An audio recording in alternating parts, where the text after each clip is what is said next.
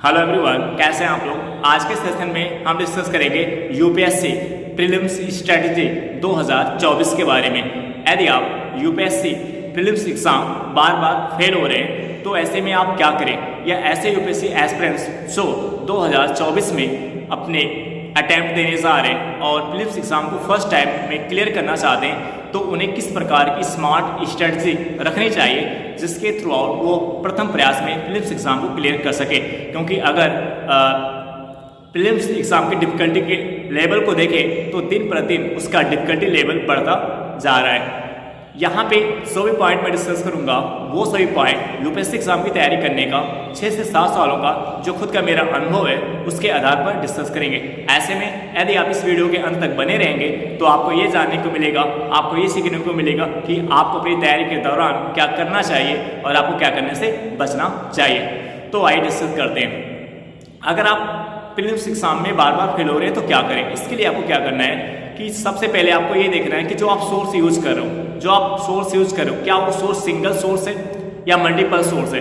अगर आपके पास multiple source है तो उसे जितना जल्दी हो सके उसे आप सिंगल सोर्स में कन्वर्ट करें। आपके पास जो सोर्स होना चाहिए वो सिंगल सोर्स होना चाहिए, क्योंकि जब सिंगल सोर्स आपके पास होगा तभी आप उसका मल्टीपल टाइम रिविजन कर पाएंगे, और जब आप उसका मल्टीपल टाइम रिवीजन कर पाएंगे तभी आपके दिमाग में जो फैक्ट रिलेटेड पॉइंट होंगे, जो कॉन्सेप्ट रिलेटेड पॉइंट होंगे, तभी वो आपके दिमाग में अच्छे से बैठेंगे।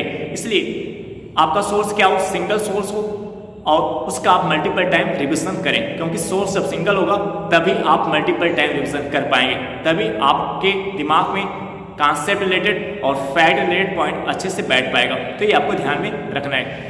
90% फेलियर्स यहीं पे हो रहा है रिवीजन के कारण। क्योंकि रिवीजन अगर आपके सोर्स ज़्यादा हो जाते हैं तो रिवीजन आप नहीं कर पाते, तो ये पॉइंट आपको ध्यान में रखना है। आफ्टर डेट आप अगर प्रीलिम्स एग्जाम का एनालिसिस करें 2019, 2020, 2021, 2022, 2023 के प्रीलिम्स एग्जाम का अगर आप एनालिसिस करें जो पेपर है, तो आप पाएंगे कि जो फैक्ट बेस्ड क्वेश्चंस है उसकी संख्या बढ़ रही है।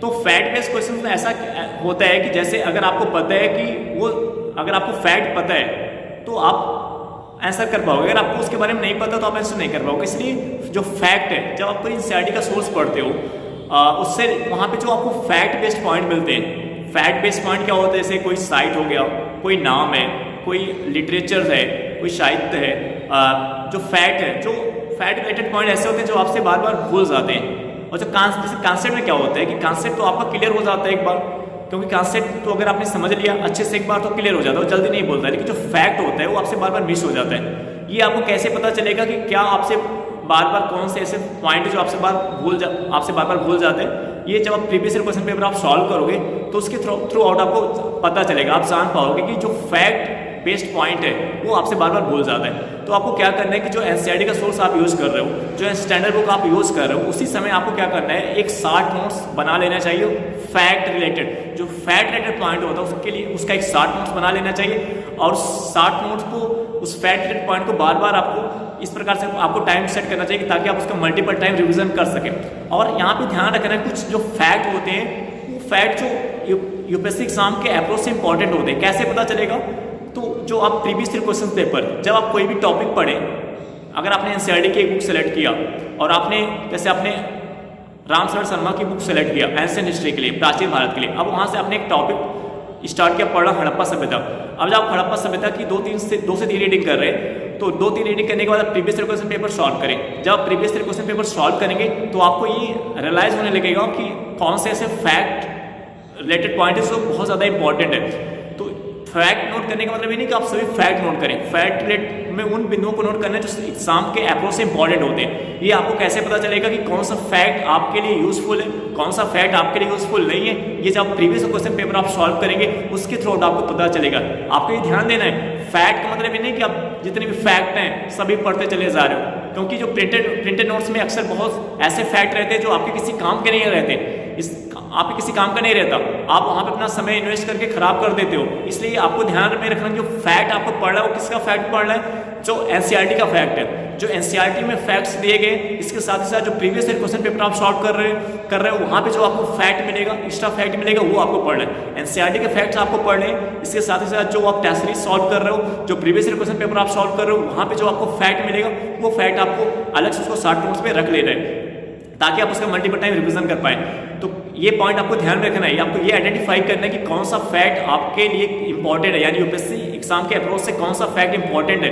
ये आप कैसे जान पाओगे, जब आप previous year question paper solve करोगे और टेस्ट सीरीज आप सॉल्व करोगे, इसके थ्रू आउट आप जान पाओगे कि क्या आपको इसमें से आपके काम का है, क्या आपके काम का नहीं है। क्योंकि यही अप्रोच आपके नोट्स को शॉर्ट नोट्स में बनाता है कि आपके नोट्स में वही चीज़ें रहती हैं जो इस यूपीएससी एग्जाम के लिए ज़रूरी होती है, इंपॉर्टेंस होता है। नहीं तो आप अनर्गल चीज़ों को उन फैक्ट को पढ़ते हो जिसका इस एग्जाम से कोई लेना देना ही नहीं रहता और आप अपना समय, अपनी एनर्जी सब कुछ वहाँ पे खराब करते हो। तो ये पॉइंट आपको ध्यान देना है। यानी ये कैसे पता करोगे कौन से फैक्ट आपके काम के, कौन से फैक्ट आपके काम के नहीं है, इसके लिए आपको प्रीवियस ईयर क्वेश्चन पेपर का मल्टीपल टाइम रिवीजन करना है, बार बार सॉल्व करते रहना और टेस्ट सीरीज आपको सॉल्व करते रहना।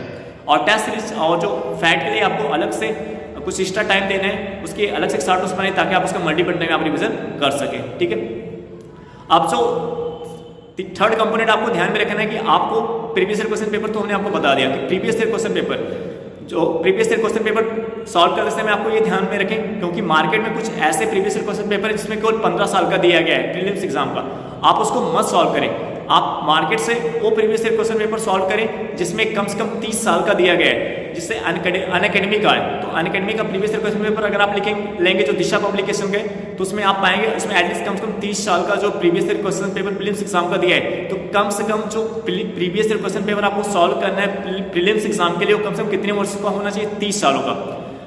तो 30 सालों का प्रीवियस ईयर क्वेश्चन पेपर आपको कम से कम सॉल्व करना चाहिए, क्योंकि 30 सालों का प्रीवियस ईयर क्वेश्चन पेपर अगर आप सॉल्व कर लेते हैं प्लस आपके एनसीईआरटी के से जो आपको फैक्ट और कॉन्सेप्ट रिलेटेड पॉइंट मिले, तो ये बहुत ही सफिशिएंट होता है। तो आपको ध्यान में रखना है कि एटलीस्ट कम से कम 30 सालों का प्रीवियस ईयर क्वेश्चन पेपर आपको सॉल्व करना है, और उसको वहाँ से जो आप previous year question paper solve करोगे उसके थ्रू आउट भी आपको क्या करना है, जो एडिशनल फैक्ट मिल रहा है जिसको आपको पहले से नहीं पता है, एक्स्ट्रा फैक्ट मिल रहा है, उसको आपको क्या करना है, अलग से नोट करना है। और एक पॉइंट आपको यहाँ पे ध्यान रखना है कि जब आप previous year question paper solve करेंगे, तो previous year question paper solve करते समय आप देखेंगे कुछ ऐसे प्रश्न होते हैं जो आपको आते हैं, कुछ प्रश्न आपको आते नहीं है। तो जो प्रश्न आते हैं उसके लिए आपको क्या करना है, जब जो प्रश्न आपको आते हैं, मान लो आपका वो क्वेश्चन सही हो गया, लेकिन आपको ये भी ध्यान में रखना है उसके अंदर जो 3 और आंसर दिए गए, 3 और ऑप्शन है, क्या उस ऑप्शन के बारे में आपको पता है? अगर आपको उसके ऑप्शन के बारे में आपको नहीं पता है, तो आपको उसके अंदर जो 3 और ऑप्शन रहते हैं उसका भी आपको एनालिसिस करना चाहिए।